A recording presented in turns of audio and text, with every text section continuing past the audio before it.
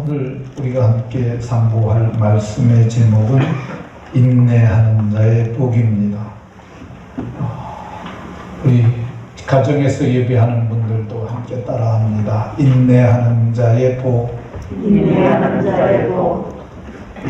옆 사람과 서로 이렇게 바라보며 눈으로 인사하면서 이렇게 복을 빌어줍니다.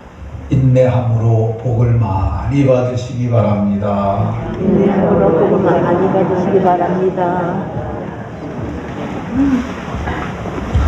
인내를 잘하셔서 복받는 인생들이 다 되시길 예수님 이름으로 축원합니다. 아멘. 사람이 세상을 살아가는 동안 인내가 필요합니다. 공부하는데도 인내가 필요합니다. 머리가 비슷한 사람들끼리 모이게 되면은 누가 의자에 오래 앉아 있느냐, 그 시간이 성적과 정비례하게 되어 있습니다. 인내하고 열심히 공부하면 성적이 올라가고, 책상에 앉아 있기보다는 놀기를 좋아하면 성적이 덜 나올 수밖에 없습니다. 코로나19로부터 자기를 지키고 가정을 지키고 공동체를 지키는 것도 인내가 필요합니다. 마스크를 쓰고 이 현장에서 예배하는 것도 힘이 듭니다. 근데 우리에게 가장 힘든 것은 인생 달리기를 할 것입니다. 성경은 히브리서 12장에서 우리 앞에 당한 경주가 있다고 말합니다. 우리가 달려가야 할 경주 코스가 있는데 우리가 이걸 마땅히 반드시 달려가야 함을 얘기를 합니다.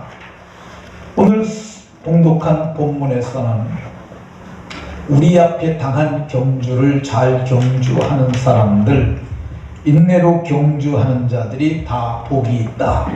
인내하는 자를 복이 있다. 이렇게 말한다고 성경이 말하고 있습니다. 그러면 인내하는 자가 복이 있다고 그랬는데 누구에게 인내하라고 하는 것인지 같이 말씀을 살펴봅니다. 우리가 지금 야고보서 보고 있어요. 이 1장 1절에 보면 이 야고보가 수신자를 말해요. 흩어져 있는 12지파에게 문안하노라 이렇게 말하고 있습니다. 이 사람은 예수님의 동생 야고보예요. 근데 자기 형이 예수님인 거죠. 근데 그는 말하기를 자기는 그분의 종이라고 얘기를 해요. 그분은 그분의 주가 된다고 얘기를 해요. 그리고 그분 때문에 흩어져서 힘들게 사는 12지파에게 문안한다고 말하고 있어요. 이 예루살렘에 스데반 사건으로 박해가 일어납니다.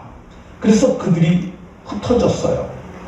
근데 흩어진 사람들이 어떤 사람들이냐? 마음에 예수 믿는 사람이야. 예수가 생명이에요. 생명이 씨예요. 그 씨를 가지고 흩어진 사람들에게 지금 편지하는 거야. 이 생명을 가지고 흩어진 자들을 씨 뿌림을 받은 자들, 곧 디아스포라라고 이렇게 말합니다. 이 사람들이 지금 이스라엘에만 있는 게 아니에요. 다수는 국경을 넘어서 다른 나라가 살고 있어요. 우리로 얘기를 하면 예수 믿다가 박해가 생겨서 일본 가서 살고 중국 가서 사는데 오늘 이 야고보가 너희가 사는 동안 인내하고 잘 참고 살라고 말하는 것입니다. 우리가 지금 만약에 중국 가서 산다고 생각을 해보세요. 박해가 나서 다 버리고 갔어요. 거기서 무슨 사업을 하겠어요? 관리를 하겠어요? 할 수 있는 것 호드렛 일, 식당 호드렛 일 하겠죠. 당시에 흩어진 자들이 가장 많이 할 수 있었던 것은 당시는 농경사회예요. 농사졌어요. 그러니까 땅 파는 일 많이 했을 거예요. 예수 믿는 흩어진 자들이 가서 땅 파는 일 했고, 씨 뿌리는 일 했고, 거름 주는 일 했고, 그리고 곡물을 거두는 일, 그런 호드렛 일하면서 살았어요. 근데 성경을 보면 지금 1절에서는 문안한다고 얘기를 하고 그들에게 말하고 있어요. 너희가 여러 가지 시험을 당하거든 기쁘게 여기라고 말하고 있어요. 사실 시험이 기쁠 수가 있겠어요? 이게 시험을 시련으로도 바꿨어도 호환이 되는 단어예요.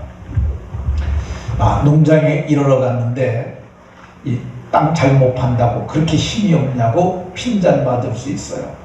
근데 씨를 뿌리는데 씨를 잘 뿌려야지 그렇게 뿌리면 되냐고 욕먹을 수도 있어요. 그리고 곡식을 거두는데 네가 곡식을 다 흘려가지고 버리지 않았느냐고 욕을 먹을 수도 있고, 심한 경우 매질을 당할 수도 있어요. 여러분이 지금 외국 가서 노동자로 있다 매 맞았다고 생각해 보세요. 얼마나 정말 기분 나쁘고 자존심 상하겠어요. 그런데 야고보는 오늘 뭐라고 말하느냐 하면 너희가 이러한 시험을 당하거든 기쁘게 여기라고 말하고 있어요. 이게 기쁠 수 없는 일인데 기뻐하라고 얘기를 하는 거예요. 근데 그 이유를 3절에서 말을 해요. 이는 너희의 믿음의 시련이 인내를 만들어내기 때문에 그렇게 욕먹고 매맞고 그렇게 핀잔 들으면서 그것이 너희가 믿음으로 잘 인내를 하게 되면 너희가 이 온전한 하나님의 사람이 될 수 있다고 얘기를 해요. 인내를 온전히 이루게 되면 조금도 부족함이 없는 온전한 사람이 된다고 이렇게 말하고 있어요. 그러니까 인내하라고 이렇게 말합니다. 근데 이거 야고보만 이런 말하는 게 아니에요. 바울 사도도 로마서에서 인내는 연단을 소망을 이루는 줄 알미라. 그러니까 잘 참으라고 얘기를 하고 있습니다. 저와 여러분들이 인내해야 하는 줄로 깨달으시기 바랍니다. 누구에게 인내하라고 그러느냐? 오늘 봉독한 본문 7절. 성경책들을 안 가지고 다니시는 분들도 간혹 있는데 안 가지고 다니시는 분들은 비치용 성경을 이렇게 하시고 스크린만 보지 마시고 자기 성경에도 7절 그러면 7절을 좀 보십시오. 왜 그러냐면 제가 말하는 것이 인간적 권면이면 여러분들이 무시해도 돼요. 그러나 성경이 말하는 것이라면 그걸 무겁게 받아들여야 됩니다. 하나님의 말씀이시기 때문에 그렇습니다. 하나님께서는 형제들에게 오늘 인내하라고 말하고 있어요. 형제들아. 근데 이 형제들이 어떤 사람입니까? 형제가 되려면 몇 가지 공통 분모가 있어야 되는데 첫 번째로 피가 다르면 다른 형제예요. 피가 같아야 돼요. 그래서 에베소 2장 13절에 보면 예수 그리스도 안에서 그리스도의 피로 가까워졌다고 얘기를 하고 있습니다. 예수의 피 뿌림을 통해서 속량받은 사람들이 같은 예수의 피로 속량받은 사람들이 형제가 되고요. 형제가 되려면 아버지가 같아야 돼요. 우리가 예수 믿을 때 아들의 영, 곧 양자의 영을 받음으로 우리가 하나님을 아버지라고 같이 불러요. 저도 하나님을 아버지라고 부르고 여러분들도 하나님을 아버지라고 부르잖아요. 그러니까 저와 여러분들이 형제인 건 맞습니다. 형제가 되려면 같은 집에 살아야 돼요. 근데 우리가 살고 있는 집을 성경은 뭐라고 그러냐면 이 집은 살아계신 하나님의 교회요 진리의 기둥과 터라고 그러는데 우리는 하나님의 집에 같이 살고 있는 사람들이고 이 형제는 한솥에 밥을 먹는 사람들이에요. 지금 제가 육의 양식도 우리가 주일날이면 같이 안 먹는데 요즘은 안 먹지만 다음 주부터는 라면이라도 끓여 먹기로 우리 당회에서 얘기를 했어요. 근데 우리는 정상적일 경우에는 거의 한솥에서 밥을 먹습니다. 그리고 한 목사가 만든 생명의 떡을 우리가 함께 나누잖아요. 그러니까 우리가 형제들이므로 오늘 사도가 형제들에게 인내하라고 했으니 저와 여러분들이 인내해야 할 사람들인 줄로 굳게 믿으시기 바랍니다. 누구에게 인내하라고 그러느냐? 오늘 주님의 강림을 기다리는 자들에게 8절에 보면 길이 참고 주의 강림이 가까우니까 마음을 굳건하게 길이 참으라고 이렇게 말씀하고 있습니다. 그러니까 주의 강림을 기다리는 사람들에게 길이 참으라고 얘기를 하고 있어요. 예수님은 2번 이 땅에 오시겠다고 말씀하셨어요. 첫 번째 오신 것은 이 아기 예수로 사람의 몸을 입고 이 땅에 오셨어요. 마태복음 1장에 보면은 아브라함은 이삭을 낳고 이삭은 야곱을 낳고 그리고 야곱은 유다와 그 형제를 낳고 그래서 낳고 하다가 성경을 보면 16절에 이 야곱은 마리아의 남편 요셉을 낳았으니 이렇게 끝이 납니다. 그러니까 이게 뭐냐면 요셉이 또 예수를 낳고 이렇게 하지를 않아요. 그러니까 예수는 요셉이 낳은 사람이 아니에요. 성경에 여자에게서 나으리라 하신 말씀대로 마리아에게서 그리스도라치만은 예수가 나셨는데 그분은 자기 백성들을 저희 죄에서 구원할 분이라고 성경이 이렇게 말씀하고 있습니다. 근데 이 예수님께서 이 땅에 오셨는데 이분께서 마침내 구원을 이루시고 가시면서 내가 세상 끝날까지 너희와 항상 함께 있을 것이라고 말씀하셨어요. 근데 500의 형제들이 지켜보는데 하늘로 올려져 가셨어요. 이게 스스로 올라가신 것이 아니라 하나님께서 그를 끌어올리심으로 그가 올려져 가셨어요. 근데 올려져 가시는데 흰옷을 입은 두 사람이 그것을 지켜보는 수많은 사람들에게 이렇게 말합니다. 너희 가운데 하늘로 올려주신 이 예수는 하늘로 가심을 본 그대로 다시 오시겠다고 말씀하셨어요. 아기 예수로 오신 것이 첫 번째 초림이고 다시 오시는 것을 두 번째 재림이라고 이렇게 말합니다. 예수님께서는 사도 요한에게 내가 진실로 속히 오겠다고 말했어요. 요한계시록 성경의 마지막 책 마지막 절 바로 앞에 있는 요절이 그겁니다. 근데 진실로 속히 오겠다고 말씀하실 때 사도 요한이 아멘 주 예수여 어서 오시옵소서라고 이렇게 화답하셨던 것을 볼 수가 있습니다. 근데 초림 때 오실 적에는 구원하기 위해서 오셨어요. 두 번째 다시 오실 적에는 심판주로 오십니다. 세상을 심판하시려고 천사장의 호령과 나팔로 친히 하늘로부터 강림하시게 되는데 그것이 오실 때가 가까우신 것을 믿는 사람들은 그걸 기다리는 사람들은 인내로 기다리고 인내로 믿음으로 잘 살아야만 말합니다. 주의 강림을 기다리는 자가 저와 여러분들이니 모두가 인내로 잘 기다리시기를 예수님 이름으로 축원합니다. 아멘. 자, 오늘 야고보는 누구에게 인내하라고 그러냐? 성경은 말하기를 심판을 면할 자들이기 때문에 주의 심판이 이제 임박했다고 얘기를 합니다. 주님이 오시게 되면 그때는 심판이 일어나는데 모두가 다 하나님의 심판대 앞에 서게 될 것이라고 그렇게 말씀하고 있어요. 그 심판의 모습을 요한계시록 20장에 보면 흰 보좌에서 일어나는 심판을 말합니다. 큰 보좌가 있고 그 크고 흰 보좌 위에 앉으신 분이 계신데 그분 앞에 모두가 심판을 받게 되는데 죽은 자들이 자기 행위를 따라 심판을 받게 된다고 얘기를 합니다. 근데 그 보좌 앞에 책들이 펴졌는데 또 책들이 펴졌고 또 다른 책이 펴졌다고 얘기를 하고 있어요. 또 다른 책이 펴졌는데 그 책은 생명책이에요. 단권에 단수로 쓰여졌어요. 근데 그 책은 천국의 호적이요 천국의 족보를 할 것입니다. 거기에 예수 믿어 성량받은 사람들이 다 이름이 기록됐고요. 책들은 어떤 거냐?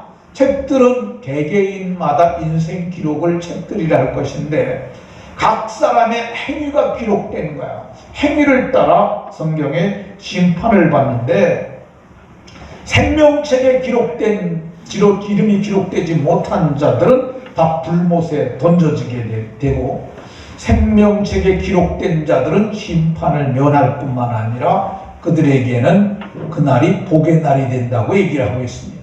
그래서 베드로 사도도 좋은 날 보기를 원하는 자는 인내하라고 얘기해요. 막말하지 말고 악한 말하지 말고 잘 참고 거짓말하지 말고 그래서 인내하라고 이렇게 말하고 있습니다.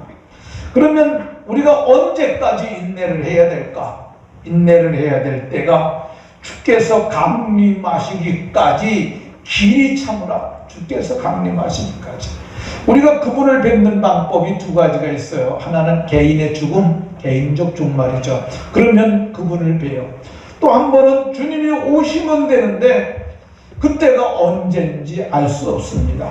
성경은 이렇게 말합니다. 그날과 그때는 아무도 모르나니 아들도 모르고 천사도 모르고 오직 아버지만 아신다고 이렇게 얘기를 하고 있습니다. 근데 아버지만 아시지만은 때와 징조를 우리에게 주셨어요. 종말의 때는 이런 일이 일어날 것이라. 그러니까 대충 예측할 수는 있어요. 어떤 사람들은 세계 정부가 만들어지면 그게 종말의 때라고 얘기를 하는 사람들이 있어요. 네, 그게 저는 좀 부정확한 정보라고 봅니다. 일루미나이트라든가 뭐 그런 거 얘기를 하는 사람들이 있는데 여러분들 그런 얘기 듣더라도 거기에 너무 미혹되지 마세요. 그러니까 그런 거 잊어버리시고 성경이 얘기하는 명확한 증거가 있어요. 유다서 7절에 보게 되면 소돔과 고모라와 아드마와 스보임이라는 네 개의 도성이 하늘에서 유황과 불을 비같이 내리셔서 멸망시켰던 적이 있는데 그 도성이 멸망한 게 이유가 뭐냐? 음란하고 다른 육체를 따라다가다가 불의 형벌을 받음으로 그것이 거울이 되었다고 얘기를 하고 있어요. 거울을 비춰보는 거야. 그러니까 거울처럼 비춰보는 거야.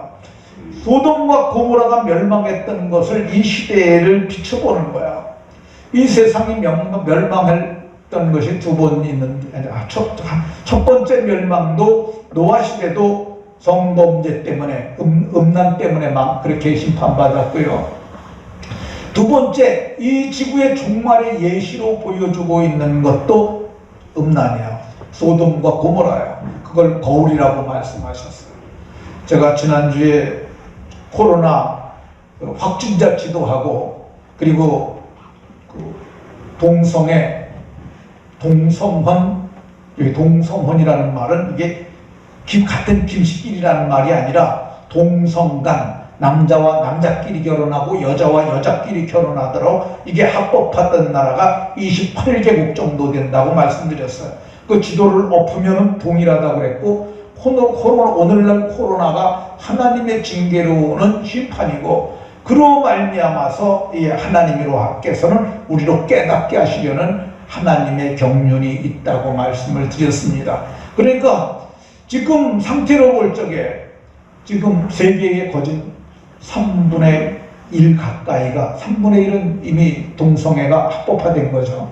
근데 제가 생각하건대 10년 안에 거의 될 겁니다. 그렇다고 저는 끝이라고 보진 않아요. 그게 만연이 돼야 되죠. 만연. 그러려면은 적어도 앞으로 20년이나 그 후가 되지 않을까. 그때는 어떤 때냐? 교회 오라고 그래도 오지 않는 때예요. 믿으라고 그래도 믿지 않는 때예요. 그러니까 하나님께서 노아의 방주를 문을 닫으셨는데 노아가 방주문 닫은 게 아니야. 여호와께서 방주를 닫으셨어요. 열면 닫을 자가 없고 닫으면 열 자가 없는 그분께서 교회의 문을 그때 닫으세요. 그러면 그때는 주님이 말씀하신 것처럼 믿는 자를 보겠느냐? 믿음 있는 자들이 없어질 그때에 종말이 오게 되는데 성경은 우리가 그때까지 인내하라고 이렇게 말씀하고 있습니다. 언제까지 인내해야 되느냐? 지금 심판주가 문 밖에 서 계셔요. 아직 문이 안 열렸어요. 근데 그 문이 열리게 되면 우리가 그리스도의 심판대 앞에 서게 되니까 그때까지 인내하라고 이렇게 말합니다. 언제까지 인내해야 되느냐? 우리가 사는 날 동안 인내해야 되는데 결말을 볼 때까지 인내해야 합니다. 이 욥의 결말은 시험이 끝나고 그가 회복되는 게 결말이죠. 그때까지 우리가 인내해야 합니다. 야, 씨를 뿌리면 싹이 나고 열매 맺는 것이 자연의 법칙이고 원리입니다. 우리의 인내하면 반드시 좋은 열매 맺게 될 줄로 믿으시기 바랍니다. 아멘. 세상 얘기 잠깐 하겠습니다. 미스터 트롯이라고 하는 것이 있습니다. 이 종편에서 그걸 했는데 역사상 최고의 시청률을 기록했어요. 37.7%를 기록했습니다. 근데 그 37.7%를 기록한 그 미스터 트롯의 이 7명의 마지막 경연자라고 해야 될까요? 경연자 중에 장민호라는 사람이 있습니다. 이 사람 얘기 좀 하겠습니다. 지금은 아주 잘 나가는 가수죠. 잘생겼죠, 그죠? 네. 이 미스터 트롯에 15,000명이 지원했는데 그 중에서 100명 뽑는데 저 사람 들어갔어요. 97년도부터 가수 생활했으니까 가수 23년 차입니다. 금년에 42살이라고 그러더라고요. 근데 이 사람이 정말 당당한 사람이에요. 공부도 많이 해서 명문대 석사까지 한 사람이에요. 그리고 키가 180이에요. 잘생겼죠. 그리고 이 사람이 공부도 제일 많이 했어요. 경력도 많아. 나이도 제일 많은데 이 사람이 이 100명 들어가고 나서 30명까지 들어갔는데 그 중에 3번을 떨어집니다. 그러니까 그 사람이 그 경연에서 떨어졌을 때 얼마나 마음이 상했겠어요. 첫 번째는 어떻게 떨어지냐면요, 이 30명 경연에서 거기서 탈락을 해요. 그러니까 거기서 마스터들이 그 사람들이 권한으로 2명을 구제하는데 그 구제에 이 장민호가 들어갔어요. 그러니까 들어가긴 들어갔는데 꼴찌에서 낙제했다가 거기서 들어갔으니까 얼마나 자존심이 상해요. 근데 1대1 매치가 있는데 그 데스매치라는 게 있는데 그게 뭐냐, 한 놈은 죽는 거야. 떨어지면 죽는 건데 김호중이라는 사람하고 1대1 데스매치 해갖고 그 사람도 떨어졌어요.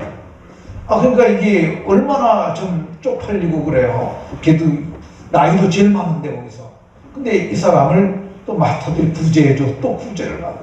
근데 마지막 경연은 어떤 거죠 하냐면 그 중에 제일 아이 어린애라고 하는 거야. 14살 정동원인가 하는 아이를 무대에서 나올 때 옆에다 안고 나와요. 안고 나오는 아이하고 제일 자기 장가를 제대로 갔으면 그만한 아들이 있는 거죠. 근데 그걸 데리고 나와서 거기서 했는데 그 14살짜리한테 또 집니다. 근데 그분이 그때 뭐라고 하냐면 죽고 싶더래. 그만두고 싶고 다 버리고 나가고 싶더래. 3번이나 떨어져서 그게 구제를 해서 나중에 했는데 6등으로 그가 이제 마침내 자리매김을 하고 끝이 됩니다. 근데 지금은 어떻게 됐냐? 그거 끝나고 나서 이 사람이 아주 스타 중에 스타가 됐어요. 정말 이 사람 떴어요. 그래서 뭐 광고도 들어오고 그러는데, 근데 그 사람을 얼마나 사람들이 좋아하느냐면은 그 사람 별명이 뭐냐면 그렇게 참고 했더니 그 사람을 뭐라 그러죠? 신사라는 그런 표현이 있어요. 아주 멋있는 그 잘 참고 그러는 걸 사람들이 다 봤어요. 떨어지는데도 그렇게 하는 걸 보면서 말하기를 진짜 멋쟁이라고 그렇게 이름을 줘줬어요.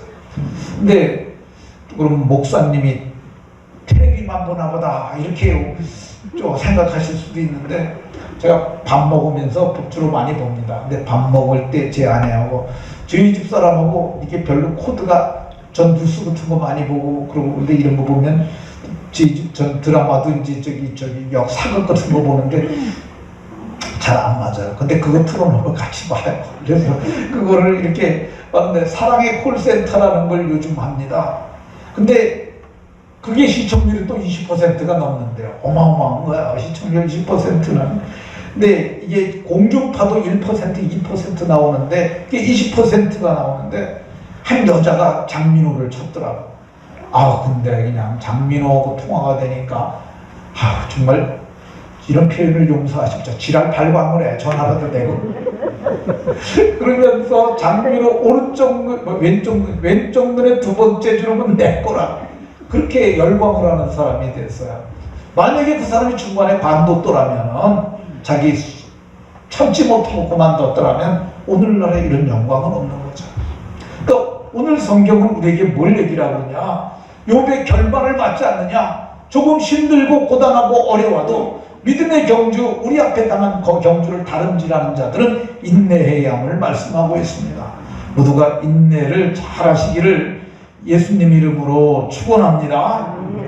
인내하는 자가 복이 있다고 그랬는데 어떻게 인내해야 할까?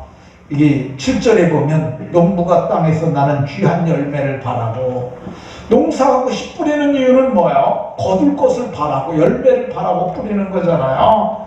그러니까 아무리 바빠도 여름에 거둘 수 없어요. 가을이 돼야 거두는 거예요. 그러니까 아무리 급해도 이게 때가 되기 전에 그걸 거둘 수 없어요. 근데 우리가 예수의 씨를 가진 사람들이잖아요. 그러니까 다 거둘 수 있는 거야. 크고 작음은 있고 많고 적음은 차이가 날지라도 우리는 분명히 열매를 거둘 사람들이에요. 농사를 져본 사람들은 알아요. 김 씨는 10,000평이 있고 이 씨는 100평이 있어요. 근데 똑같이 농사 져요. 그 10,000평 있는 사람은 많이 거두고 또 100평 있는 사람은 조금 거둬요. 근데 결국 중요한 건 뭐냐면 다 거둘 수 있다는 거야. 인내하는 자들은 반드시 열매를 거두니까 너희들 참고 열매를 기다리고 인내하라고 이렇게 말씀하고 있습니다. 어떻게 인내를 해야 될까? 원망하지 말라고 이렇게 말합니다. 원망하지 말라. 성경은 어디에도 원망하라는 말이 없어요. 그러니까 우리는 원망하면 안 되는 줄로 여러분들 마음에 믿으시기 바랍니다. 근데 우리는 자꾸 원망의 말이 나오려고 해요. 엄마 때문에, 엄마가 어째서, 아빠가 어째서, 그런 말을 나오려고 그러고 주댕이가 튀어나와요. 그럼 여러분들 원망의 말이 나올 때는 어떡하냐? 오른손을 가지고 주댕이 팍 치세요. 제가 했던 말을 기억하면서 목사님이 원망하지 말랬잖아, 팍 때리세요. 아, 이거 진짜 때리세요. 그러게 되면은 이 원망이 그쳐요. 왜 원망하라 하지 말라고 그러냐? 원망하다가 수십만의 사람들이 광야에 엎드려서 죽었어요. 멸망시키는 자들에게 멸망했으니까 주님이 이거 하지 말라는 거야. 왜 그러냐면 니네들이 원망하는 그 말을 내가 다 듣는다는 거야. 그리고 내 귀에 들린 대로 너희에게 행해주게 갚아주겠다는 거야. 그러니까 내가 말하는 말이 내 부모가 듣기 전에, 내 형제가 듣기 전에 누가 먼저 듣느냐? 하나님이 들으시고 하나님이 그걸 기억하셨다가 그리고 내 귀에 들린 대로 너희에게 갚아주시겠다고 말씀하세요. 그러니까 이 원망의 말을 하는 것은 내게 화를 쌓는 거예요. 그러니까 원망하지 말라고 이렇게 얘기를 하고 있습니다. 하나님께서 이 가데스 바나에 또 원망했던 사람들 한 사람도 약속한 땅에 들어가지 못하도록 내가 너에게 살게 하리라 한 땅에 결단코 들어가지 못하리라. 예, 결단코 한 명도 들어가지 못했어요. 또 우리가 원망할 말이 생기면, 원망할 마음이 생기면 꽉 참으세요. 원이 꽉 참고 그리고 돌아서서 그걸 감사함으로 바꾸는 거야. 감사함으로 하나님께 아뢰라. 성경이 그렇게 말해요. 원망할 일이 있거든 원망하지 말고 염려하지 말고 그걸 뒤집는 거야. 감사함으로 하나님께 아뢰면은 지각에 뛰어나신 하나님의 평강이 먼저 와요. 그러니까 원망하려고 말이 여기까지 올라왔을 때 그걸 주댕이를 팍 치고 돌아서서 하나님 감사합니다. 이걸 바꾸는 거야. 이런 힘든 일이 내게 생기니 감사합니다. 그러면 먼저 뭐가 오느냐? 평강이 오고, 그리고 하나님이 그걸 믿음이라고 인정해 주시고, 그리고 하나님께서 그걸 뒤집으시는 거야. 반전의 명수세요, 하나님은. 하나님은 주시는데 어떻게 주시냐면은 우리를 달아보고 세워보고 그리고 키워보시고 그러면서 우리를 인내를 통해서 연단을 통해서 마침내 열매를 거두게 하세요. 여러분들이 에스더서를 읽어보세요. 그 에스더서를 보게 되면 하나님 얘기가 한마디도 안 나와요. 하나님도 안 나오고 여호와도 안 나오고 주님도 안 나와요. 그럼에도 불구하고 하나님의 은밀한 손이 보이고 하나님께서 그 상황을 반전시키는 걸 보여주시는 거예요. 왜 반전을 시키느냐? 네가 할 수 없는 거 내가 했지. 이걸 보여주시는 거야. 그러니까 우리에게 정말 황당한 일이 생기더라도 원망하지 말고 감사하면 그게 마침내 다 복이 될 줄로 믿으시기 바랍니다. 어떻게 인내해야 할까? 여기 보면 10절에 주의 이름으로 말한 선지자들의 고난고 오래 참음을 본사무라. 오래 참는 게 인내요. 선지자들이 어떻게 참았느냐는 걸 보라는 거야. 이 시브리, 요 앞에 있는 책이 시브리서예요. 시브리서 11장을 믿음장이라고 이렇게 부릅니다. 청교도들은 여기 글씨는 금으로 인쇄해야 된다고 했어요. 왜 그러냐면 얼마나 빛난 믿음으로 살았던 사람들이냐 그러면서 그렇게 표현을 했어요. 근데 여기에 나온 사람들의 삶이 제가 시간상 간단하게 핵심 단어만 읽을게요. 저들이 어떤 시련을 당했느냐? 조롱, 채찍질, 결박, 옥에 갇히는 시련, 톱으로 켜는 것, 자르는 건 이게 자르는 거야. 이걸 자르는 거라고. 켜는 건 여기서부터 우리 키는 거야. 톱으로도 여기부터 잘랐다고 생각을 해보세요. 얼마나 참혹한가. 염소 가죽을 입고 유리하며 궁핍과 활가를 받고 광야와 산, 동굴에 유리하였느니라. 이게 얼마나 힘들었겠어요. 여러분들 여기 동굴과 토굴 이런 데 살아보신 적 있으십니까? 저는 살아봤어요. 며칠 살아봤습니다. 제가 군대 생활할 때 동계훈련이라는 게 있었는데 그게 뭐냐면 동계 아주 추울 때 가는 거야. 그래가지고 땅을 파요. 한결 이상을 파는 거야. 그래가지고 그 위에다가 이제 나무를 벼다 덮고 그리고 그걸 위에를 가려요. 그리고 그 밑에 땅바닥이잖아요. 거기다 낙엽을 주워다 깔아요. 그리고 거기서 일주일 버티는 거야. 근데 재미난 것도 사실은 있어. 일주일밖에 안 하니까. 근데 그게 사실은 그게 발도 못 닦기도 힘들죠. 밥도 제대로 못 먹죠. 먼지 나죠. 아주 그렇긴 하지만은 일주일이니까 할만해요. 근데 이걸 2년, 3년을 땅속에다 불 파고 산다고 생각을 해보세요. 이건 참혹한 거죠. 근데 이 사람들이 다 어떤 사람들이냐? 증거를 받았으나 약속된 것을 받지 못했다고 얘기를 해요. 하나님이 약속해줬는데 그들은 결말도 못 본 사람들이에요. 그러고서 그들은 거기서 죽었어요. 비참하게. 그랬는데 그 사람들을 너희가 본받으라고 이렇게 말씀하고 있습니다. 또 우리는 어떻게 해야 되느냐? 이 사람들을 본받고 인내해야 될 줄로 믿으시기 바랍니다. 어떻게 인내해야 될까? 11절에 보면 욥의 인내를 들었고 욥기 보면서 인내하라는 거야. 힘들 때는 욥기를 읽으세요. 욥은 어떤 사람이었습니까? 욥 얘기를 다 하려면 시간이 많이 걸리니까 간단하게 얘기를 하면 3번에 걸쳐서 소유물을 잃습니다. 하늘에서 그리고 적들이 쳐들어와서 양도 짐승도 그리고 종들까지 다 죽여버려요. 얼마나 끔찍해요. 근데 한 집에서 자기 아들들이 밥 먹고 거기서 잔쳐다가 그 집이 무너져서 다 죽었어요. 아들, 딸들이. 그거 얼마나 참혹해요. 근데 사탄이 종수리부터 발바닥까지 악한 종기가 나게 했어요. 그 얼마나 아프고 악한 종기가 나서 터지고 골고 거기다 구더기까지 생겼으니 얼마나 힘들어요. 그러니까 무너진 집자리에 그 재가 있는데 재를 뿌린 거예요. 몸에 너무 이게 종기가 힘드니까 재를 뿌리고 앉아서 깨어진 기와장갑 긁고 있으니까 마누라가 뭐라고 했냐면 하나님 욕하고 죽어라. 그러고 살면 뭐하냐. 네, 성경을 보면 욥이 입술로 범죄하지 아니하니라. 원망하지 않은 거야. 그는 끝까지 인내해갖고 마침내 복을 받게 됐던 것을 볼 수가 있습니다. 그러면 인내하는 자는 어떤 복을 받을까? 오늘 11절에 보면 인내하는 자가 복이 있다고 그랬는데 어떤 복을 받을까? 오늘 농부가 열매를 얻은 것과 같이 열매를 얻게 된다고 말하는데 여기서 여기 5장 7절에 이렇게 말하고 17절에는 엘리야의 기도를 얘기를 해요. 엘리야가 기도했더니 하늘이 비를 줘서 그리고 열매를 다시 거두게 됐다고 이렇게 말씀하고 있어요. 기도가 응답되는 것 그것도 열매죠. 여러분들이 모두가 인내함으로 기도가 응답되는 복도 있으시길 바랍니다. 인내하는 자에게 어떤 복을 주셨을까?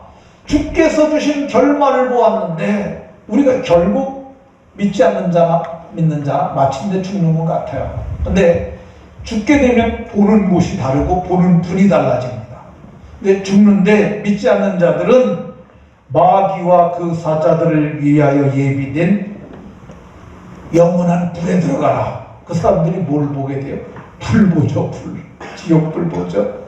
불맛도 보죠. 그 지옥의 사자들도 보죠. 마귀들도 보죠. 세상 사람들은 거기 보는 거예요. 근데 우리는 어떻게 봅니까? 이 시험을 당했을 때 잘 참고 견디고 인내하게 되면 욥은 눈으로 주를 뵙는다고 얘기를 해요. 이제는 눈으로 주를 뵙나이다. 근데 뿐만 아니에요. 우리는 어떻게 되느냐? 성경을 보게 되면 마침내 복을 받게 되는데 주의 은혜를 입고 주를 뵙는 복이 있는 줄로 믿으시기 바랍니다. 욥에게 어떤 복 주셨어요? 욥에게 소유물을 많게 하셨는데 하나님께서 이 땅에서도 복 주시는 거야. 이 인내했던 욥에게 딱 갑절의 복을 주셨어요. 이 1장 3절에 이 욥의 초년의 소유물이 나오고 42장에 보게 되면 말년에 소유물이 나옵니다. 근데 딱 갑절이에요. 양이 7천이었는데 1만 4천, 낙타가 3천이었는데 6천, 소가 500이었는데 1천 결이, 암나귀가 500이었는데 1천. 그리고 자녀들도 7아들과 3딸을 했는데 그 딸들은 모두가 정말 미인이요, 남자들은 아들들은 모두가 잘난 사람이 됐고 그가 140년을 살며 죽었다고 얘기를 합니다. 인내하는 자들에게 현세에서도 갑절로 갚아주시는 복이 있었는 줄로 믿으시기 바랍니다. 자, 마지막으로 인내하는 자들에게 복 주시는데 어떤 복 주시냐? 심판을 면하게 하신다고 말씀하고 있습니다. 우리가 이 하나님의 심판대 앞에 서서 저들은 정죄를 받는데 우리는 보상을 받아요. 그러니까 우리가 심판대 앞에 서는 것은 맞지만은 양극의 결과가 오게 되는데, 그래서 우리는 이 부활을 할 적에도 우리는 생명의 부활을 하고 저들은 심판의 부활을 하게 됩니다. 그래서 우리는 상급을 받고 하나님과 그리스도의 제사장이 되어 1000년 동안 그리스도와 더불어 왕노릇하는 가히 상상치 못하는 놀라운 은혜와 복을 받게 되는데, 그 복이 누가 받을 것이냐? 오늘 인내하는 내가 받을 것이고, 오늘 인내의 삶을 살게 되면 여러분들이 앞날에 받을 줄로 믿으시고, 오늘도 경건하게, 오늘도 의롭게, 오늘도 복되게 인내하며 믿음의 경주를 잘하는 복 있는 분들이 다 되시길 예수님 이름으로 축원합니다.